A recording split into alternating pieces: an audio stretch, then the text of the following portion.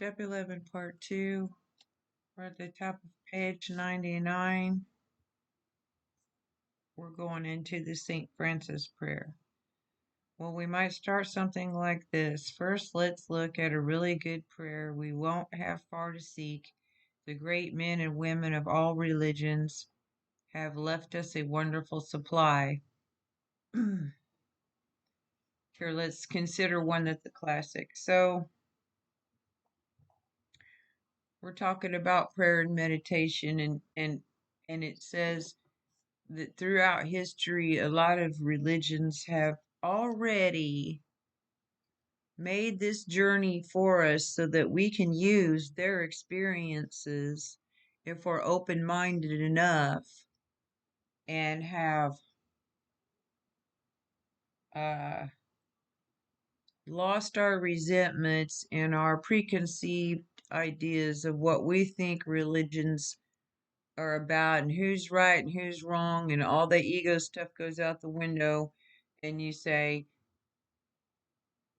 let's take what works for us from each religion. Okay, this is what AA does. I'm not saying it's right, wrong, good, bad, but it's either helpful or it's not. So if it's helpful, it's helpful. Its author was a man who for several hundred years now has been rated as a saint. Okay, so they're talking about Saint Francis, but I he's not even the one who wrote this prayer. We won't be biased or scared off by that fact. We won't be prejudiced because although he was not an alcoholic, he did, like us, go through the emotional wringer, a painful experience. And as he came out on the other side of that painful experience, this prayer was his expression of what he could then see, feel, and wish to become. Okay, so then we'll go into the prayer. When I do it, I notice that they are all these words are are positives and negatives. So when I'm allowing myself to feel the emotions of the prayer and meditate on the meanings of the words and the feelings that accommodate them, I want to allow the negative emotions to be replaced by the positive in me. So this prayer becomes a meditation for me. And the only one I found that wasn't opposite was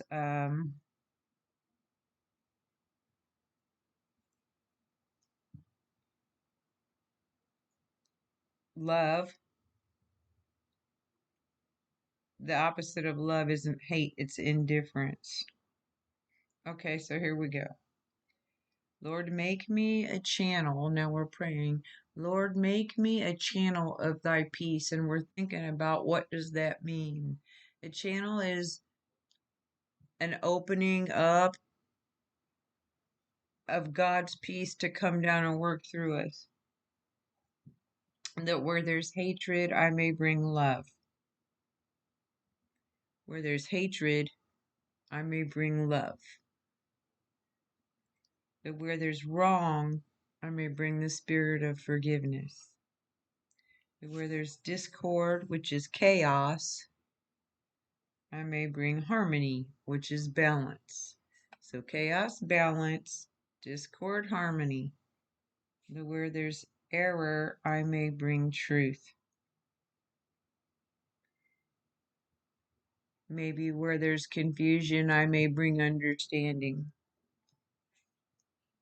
That where there's doubt, I may bring faith. In what situations can I look at the underlying current and switch the situation by changing my reaction or response to it.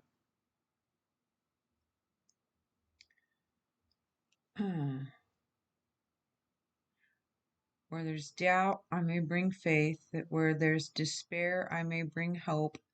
And despair is hopelessness. So if I'm feeling hopeless, I can practice hope. Just like in the fourth step, where we're removing the negative things from us by practicing the positive and equal opposite attribute of the defect and allowing God to remove the negative and replacing it by practicing positive. We're doing the same thing in this prayer. That where there's shadows, I may bring light. That where there's sadness, I may bring joy. Lord, grant that I may seek rather to comfort than to be comforted, to understand than to be understood, to love than to be loved. For it is by self forgetting that one finds, it is by forgiving that one is forgiven, it is by dying that one awakens to eternal life. Amen. So that's pretty self explanatory. As beginners in meditation, we might now reread this prayer several times, very slowly,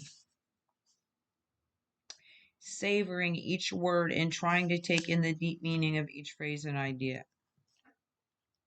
When I think of the word savoring, I'm thinking of something that tastes good. It tastes good to speak the positive words. It tastes good. This is soul food. This this prayer meditation is soul food, and we need soul food.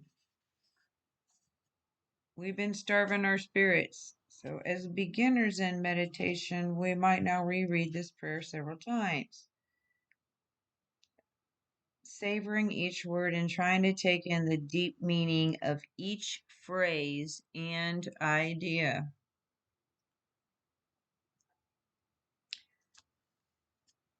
If someone is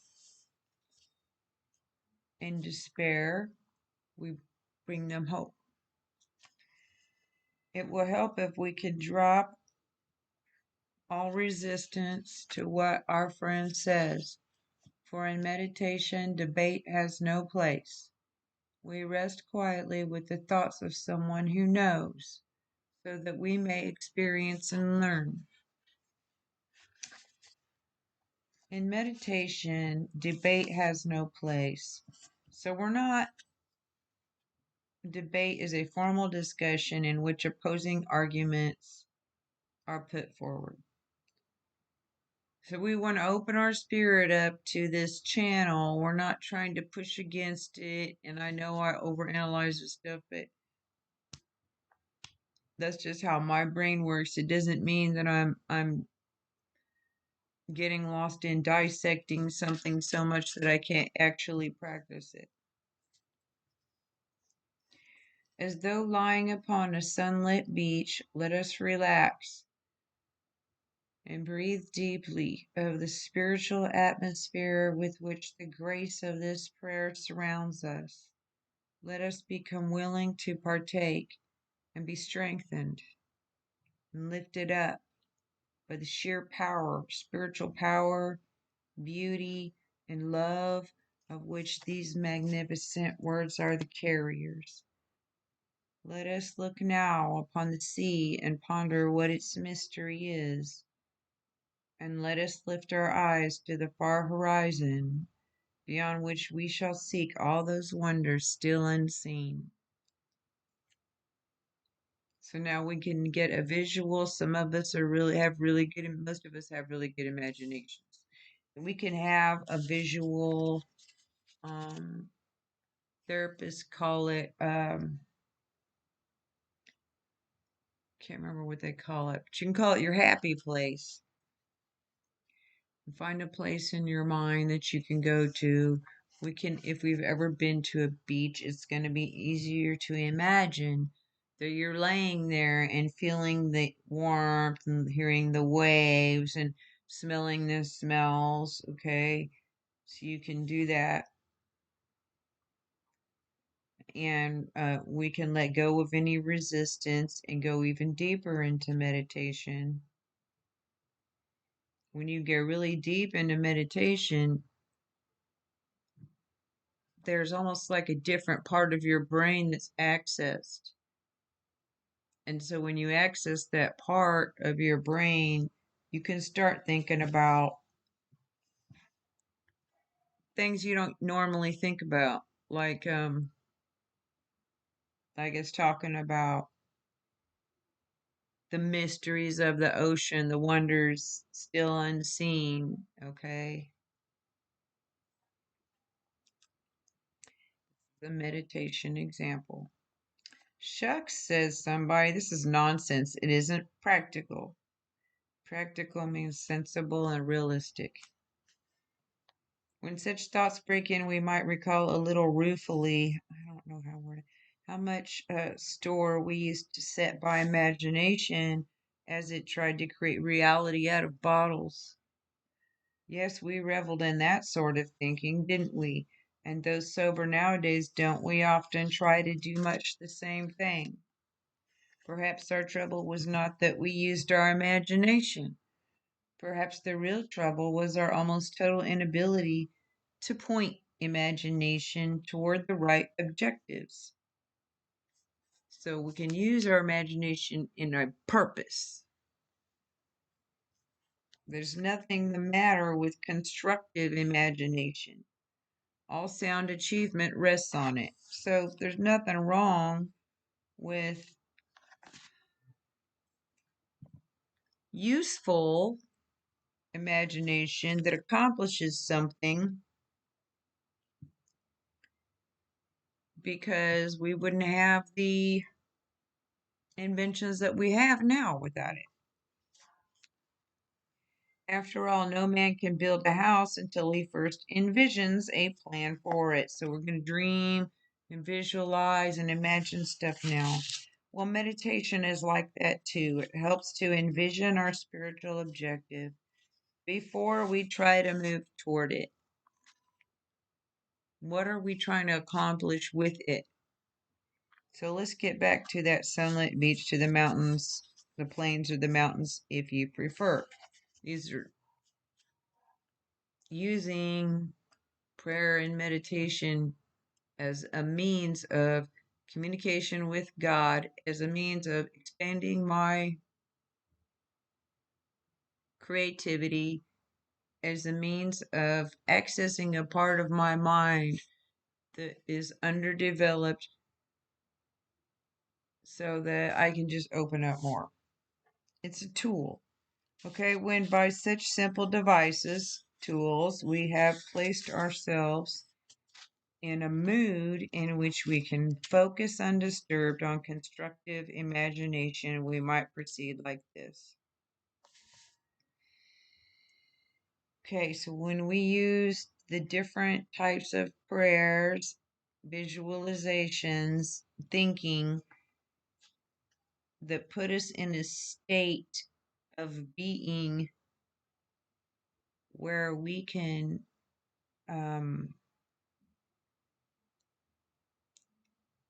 we have focus on our what we're trying to actually achieve. Okay. Once more we read our prayer and again try to see what its inner essence is. Inner essence. The true nature of a person when they are relaxed, authentic, and not pretending.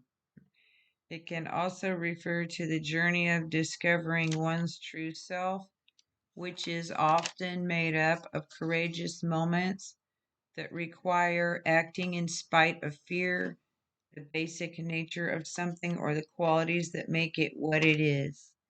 For example, the essence of love is unselfishness. So we're reading the prayer, trying to see what the real meaning is. We'll think now about the man who first uttered the prayer. Now we're going to go deeper. First of all, he wanted to become a channel. Then he asked for the grace to bring love, forgiveness, harmony, truth, faith, hope, light, and joy to every human being he could.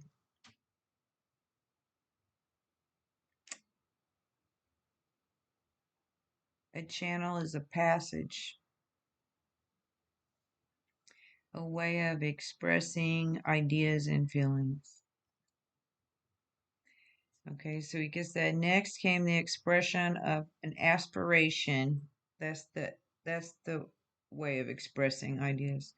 And a hope for himself. He hoped, God willing, that he might be able to find some of these treasures too. This he would try to do by what he called self-forgetting. What did he mean by self-forgetting, and how did he propose to accomplish that?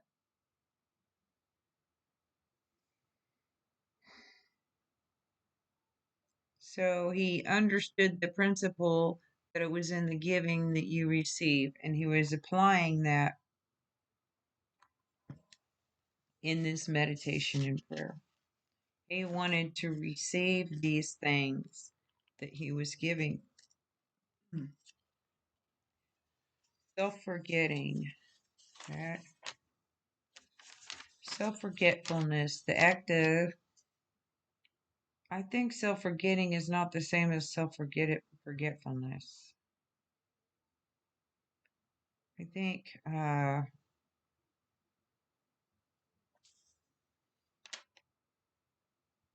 think it means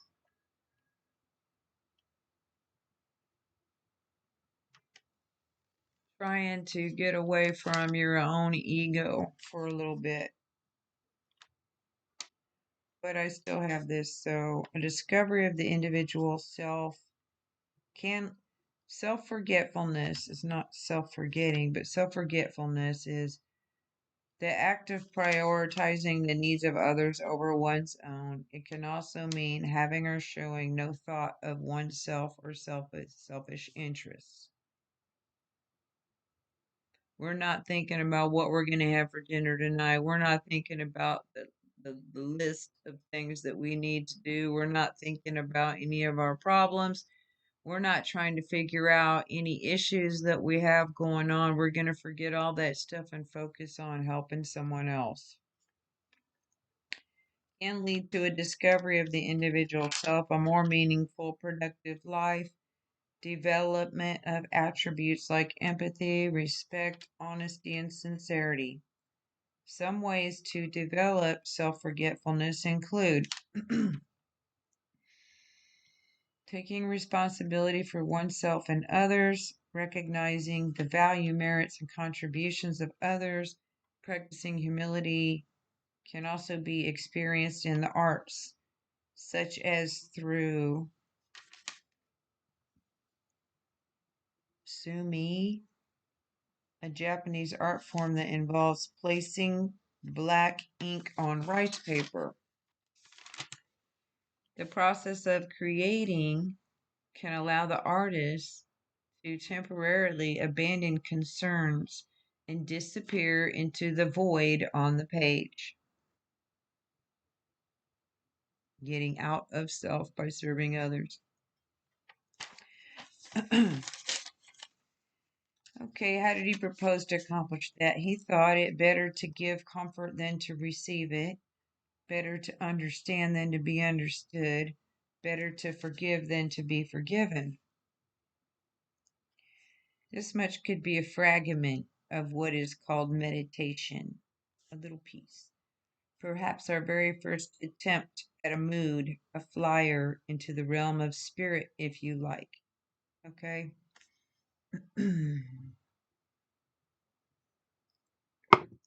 um,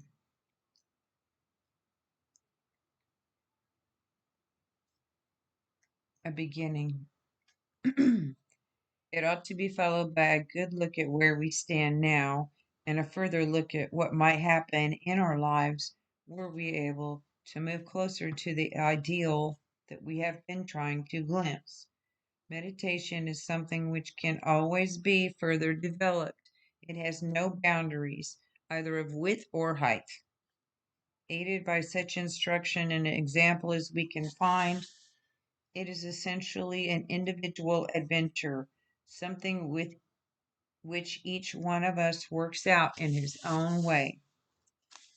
But its object is always the same: to improve our conscious contact with God, with His grace, wisdom, and love. And let's always remember that meditation is in reality intensely practical. I'm going to go back to realm of the spirit. So with meditation, we're trying to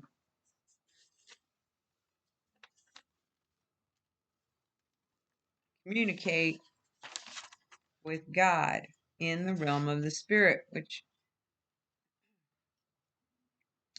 the realm of the spirit refers to a non physical dimension or space believed to be inhabited by spirits or the spirit, which is God, often considered to be the afterlife where souls reside after death, encompassing various levels depending on the belief system and accessible through spiritual practices like meditation or altered states of consciousness, essentially a spiritual world beyond the physical realm. Different interpretations can be described as heaven, hell, various levels of existence, or simply a place where spirits dwell. Interaction with the physical world. Some beliefs suggest that spirits can interact with the physical world through mediums, seances, or other forms of communication. Spiritual beings. This realm is often thought to be populated by various spiritual beings like angels, guides, ancestors, or other entities. There is a lot of information, but let me say this. I exercise caution when I'm opening myself up because I need to know that I'm opening my spirit up to what is good, what is God, what is holy, and not what is negative or evil, malevolent.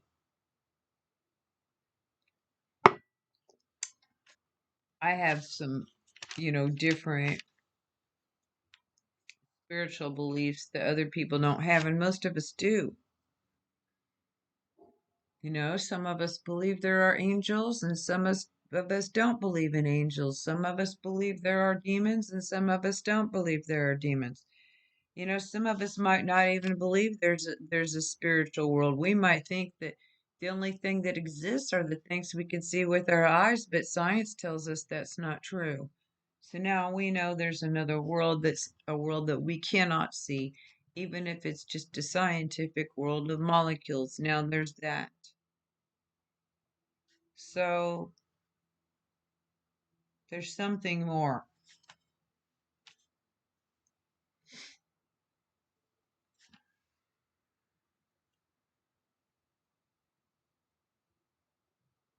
Altered states of consciousness. Well, there's a lot that could be spoken of about that. I just keep thinking of Dante's Inferno. You can look that up if you want. So when we're in this period, when I'm in this period of meditation, I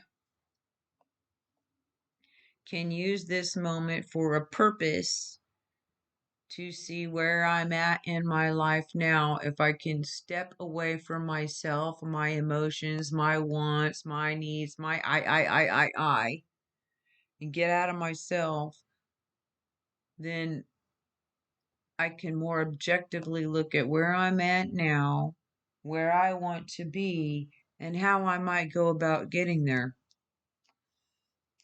But if I'm being burdened by fear or selfish wants, afraid of not getting what I want, afraid of losing what I think I have, I'm not going to be able to objectively look at anything.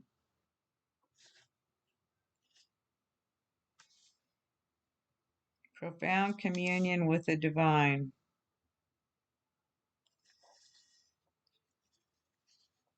I don't know why I got all this other stuff, and I'm not going to talk about that. Conscious contact is with God is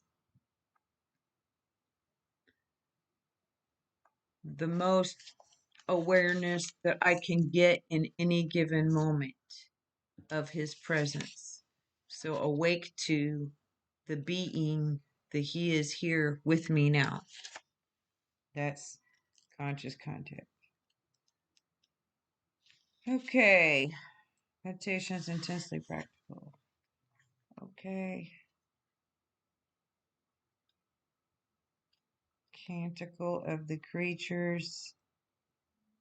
What to be? This is, I just, yeah. One of its first fruits is emotional balance. With it, we can broaden and deepen the channel between ourselves and God as we understand Him.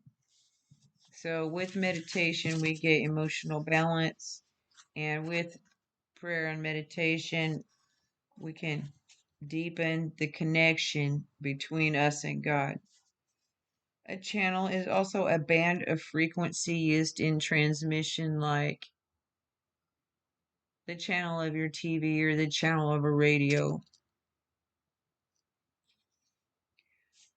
What is emotional balance? Emotional balance. In AA, they talk about it as being emotional sobriety.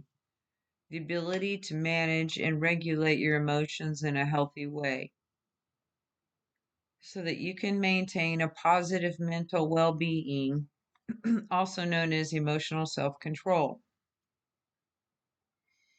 Emotionally balanced people are able to handle life's challenges. They can respond to stressors with resilience and make thoughtful decisions, build strong relationships. They can exhibit empathy and have effective interpersonal relationships. Recover from setbacks. They can experience healthy emotions freely and express them without judgment.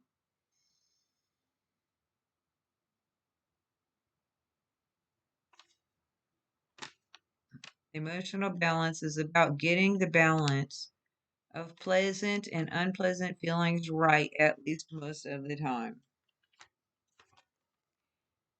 It's important because it can lead to better outcomes in both your personal and professional life. Tips for finding emotional balance include practicing self awareness. Recognize your emotions as they happen and how they impact your life.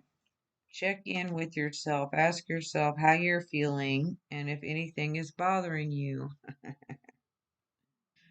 Practice self care. Stick to a routine. Eat healthy. Get enough sleep and exercise. Take medication as prescribed. Be aware of your expectations. Don't confuse emotional balance with happiness. A normal life has moments of sadness and anxiety.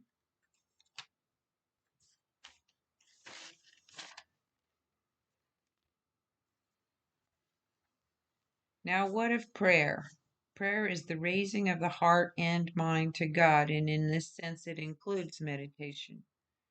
How may we? So, if meditation is raising the heart and mind to God, wow, prayer is raising the heart and mind to God. Okay, so it's saying meditation comes first and then prayer. And how does it fit in with meditation? Prayer is commonly understood as a petition to God, a formal request. Having opened our channel as best we can, we try to ask for those right things, of which we and others are in the greatest need. And we think that the whole range of our needs is well defined by that part of step 11, which says knowledge of His will for us and the power to carry that out. A request for this fits in any part of our day. Stop. My sponsor used to say, you know, that sign on the wall that says think, think, think? I said, yeah, yeah. She said, that does not apply to you. Don't think. So I stop thinking and I meditate, and it helps me to stop thinking. And then that way I can focus on what it is that God really wants instead of what I really want. And I can pray for His grace, pray for His grace, power, and willingness to carry out His will. If I'm seeking my will, it never works. But if I'm seeking God's will, things work out somehow. In the morning, we think of the hours to come. Don't do that. I try not to think.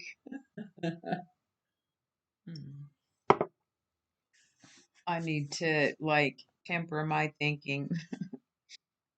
Perhaps we think of our day's work and the chances it may afford us to be useful and helpful, or some special problem that it may bring. Possibly today you will see a continuation of a serious and as yet unresolved problem left over from yesterday. Our immediate temptation will be to ask for specific solutions to specific problems and for the ability to help other people as we have already thought they should be helped. In that case, we're asking God to do it our way. Therefore, we ought to consider each request carefully to see what its real merit is. Okay, so when I'm thinking about what I want to ask God for, I should probably know that before I even start meditating. And make sure that those requests that I'm making to God have value and worth instead of some superficial, oh God, please let me win the lottery. Okay. And I need to be careful. I try not to pray for specific things for people. When I do, it's specifically for, you know, not really specifically, it's in general, I pray for generalized things. It's God's will to figure out how that comes about. Even so, when making specific requests, it will be well to add to each one of them this qualification, if it be thy will, not mine, be done. Remember? So, because God can take the bad things and turn them into good things, I don't know what's good or bad.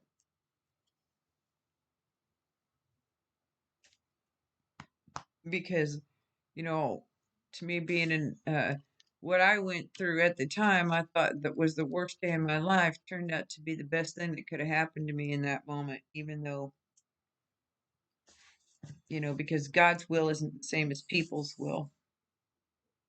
And I found that when people try to attack me and do things against me, God uses those things to lift me up into my purpose even more. We ask simply that throughout the day, God place us in the best understanding of His will that we can have for that day, and that we be given the grace by which we may carry it out, or that moment. As the day goes on, we can pause where situations must be met and decisions made and renew the simple request, Thy will, not mine, be done. Look, I'm going to cry. To get to the point where you can say, Thy will, not mine, be done, I had to go through a lot. Whew. If at these points our emotional disturbance happens to be great, we will more surely keep our balance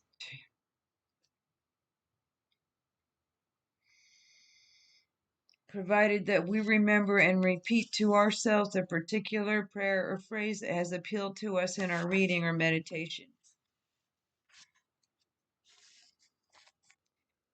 Just saying it over and over will often enable us to clear a channel.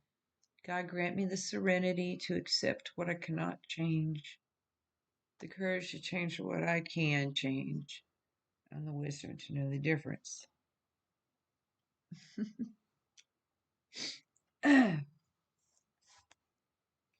Just saying it over and over will often enable us to clear a channel. Choked up with anger, fear, frustration, or misunderstanding, and permit us to return to the surest help of all, our search for God's will, not our own, in the moment of stress. So you can't really you can't really fake it till you make it. You have to mean it. In this part, you have to mean it. At these critical moments, if we remind ourselves that it is better to comfort than to be comforted, to understand than to be understood, to love than to be loved, we will be following the intent of step 11.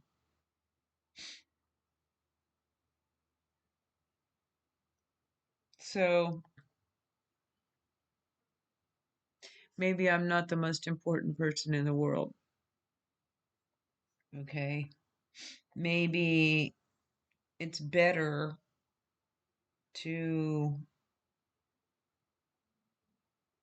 be a giver than a receiver.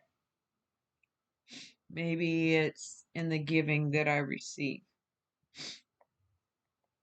If I can remember that. Oh, Lord. Um, Luke 6:38. Okay, I don't usually do Bible verses, but I'm going to do this one because it's good. Look, give, and it will be given to you. A good measure. Pressed down, shaken together, and running over will it be poured into your lap. That's like when you are making a recipe or cooking something, and it calls for you know a cup of brown sugar packed. Okay, so you pack the brown sugar down in there, so the blessings will be packed down, and then maybe it calls for a cup of flour, so you get a cup of flour, and when you get the cup of flour, there's more flour, and it's just a heaping cup, and that's running over, you know. And if you shake it, it'll shake more flour down into the cup. So press down, like shaking like that.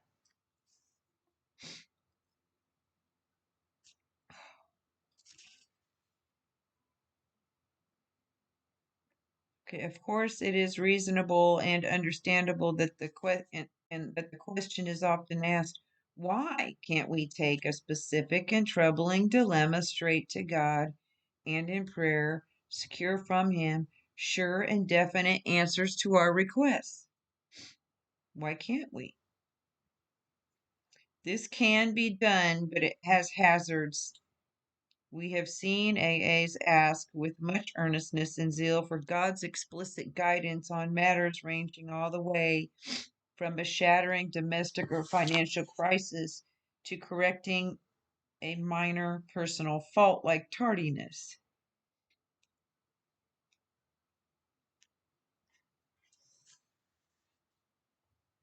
Quite often, however, the thoughts that seem to come from God are not answers at all.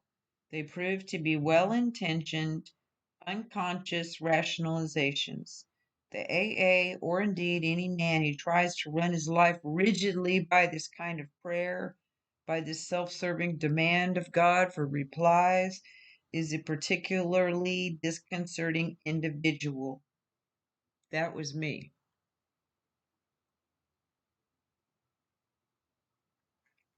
I'm trying, I hope I'm not like that anymore. It's a self delusion. An unconscious rationalization is a self delusion, and we lie to ourselves and say, God told us that.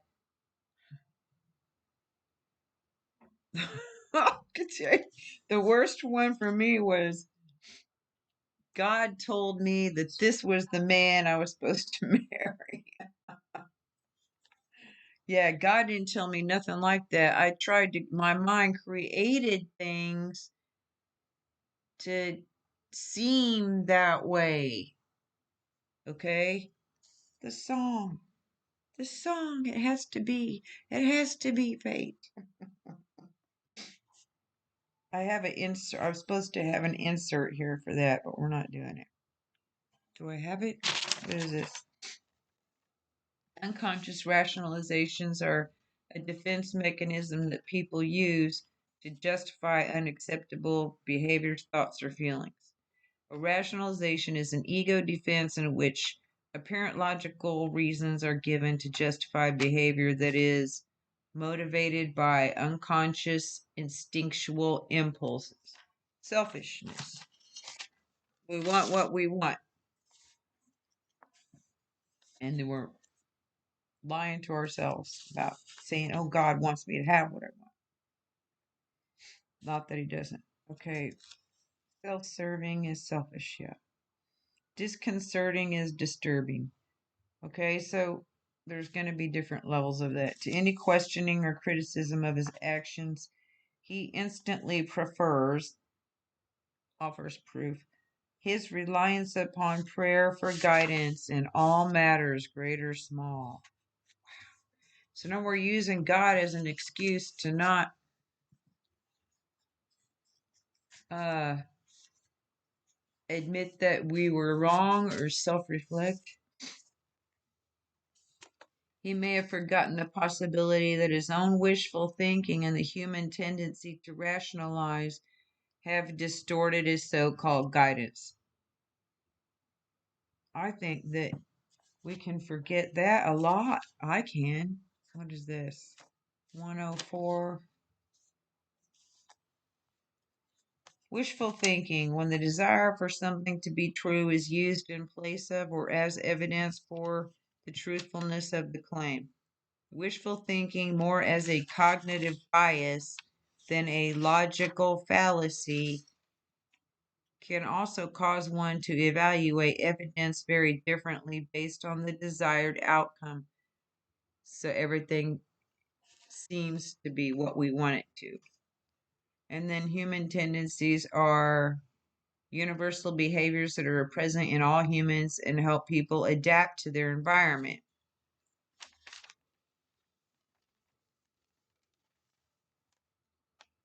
Human tendencies of communication, the drive to connect with others and share thoughts, feelings, and experiences.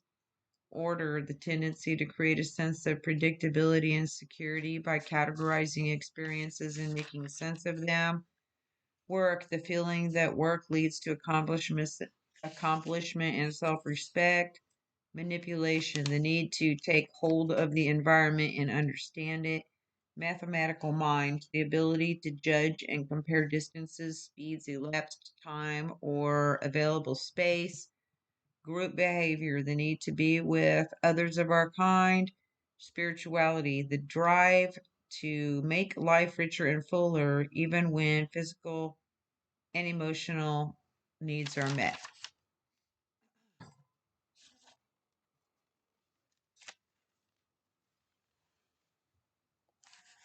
With the best of intentions, he tends to force his own will into all sorts of situations and problems with the comfortable assurance that he's acting under God's specific direction.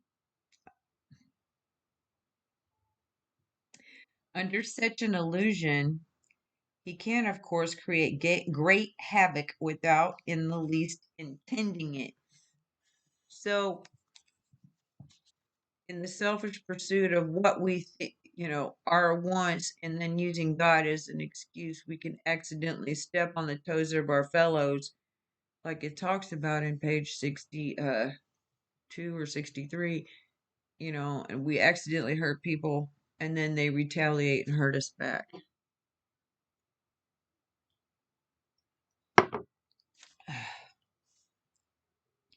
We also fall into another similar temptation.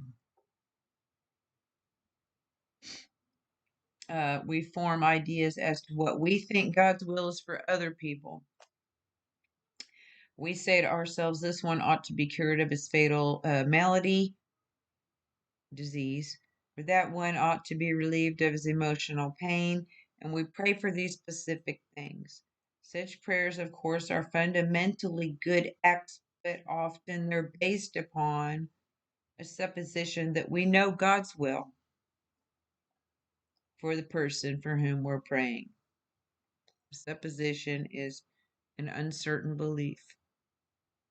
This means that side by side with the earnest prayer, there can be a certain amount of presumption and conceit in us. Imagine that. Like, we're like really sincere, okay, in wanting to help people with our prayers,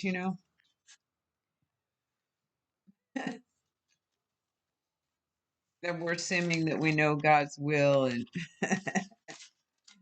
good. What is this? Presumption and conceit. Presumption.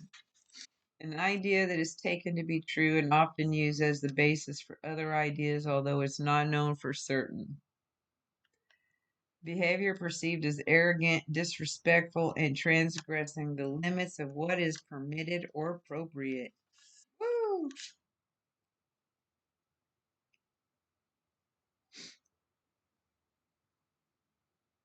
Conceit.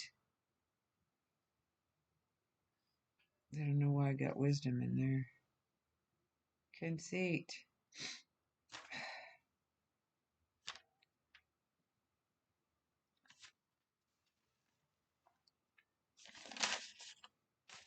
I don't have it. I really want to get through the rest of this chapter.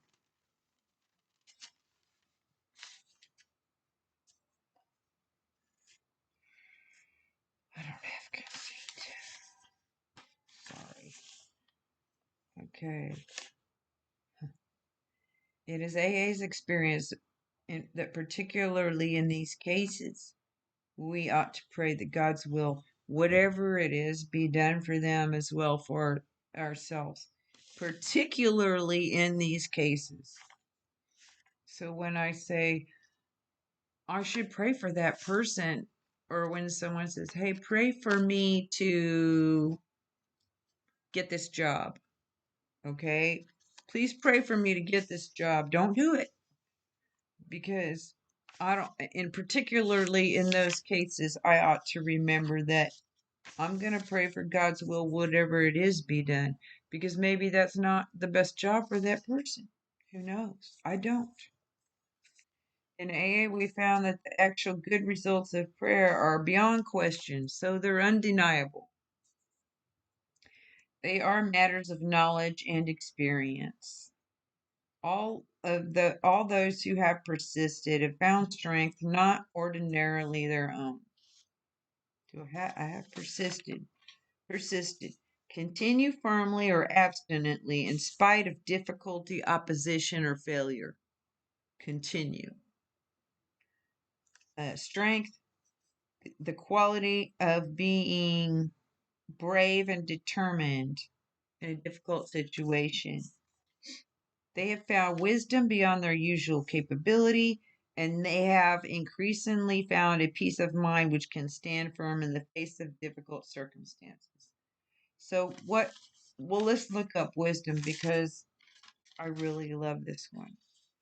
Wisdom is the ability to identify the best way to achieve a goal in any situation.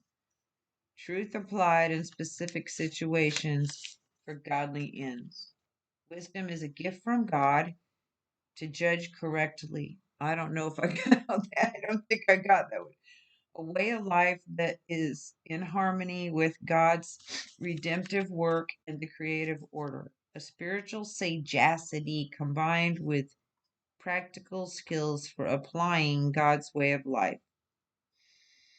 The acquired skill of applying knowledge rightly. The Bible teaches that wisdom is available to everyone, not just the educated, experienced, or respected. It's made available through 1, asking God for it, 2, exercising trust in the Lord, 3, experience, 4, study, following God's counsel, and having reverence and humility before God. The fear of the Lord is the beginning of wisdom. And yes, some Bible verses are good. And if I was a Buddhist, I'd be pushing that too. A lot of this stuff is taken from Buddhism. Oh, Lord. Peace of mind. Less than you. And if, if these people, if other people can get clean and sober, okay, then you can too.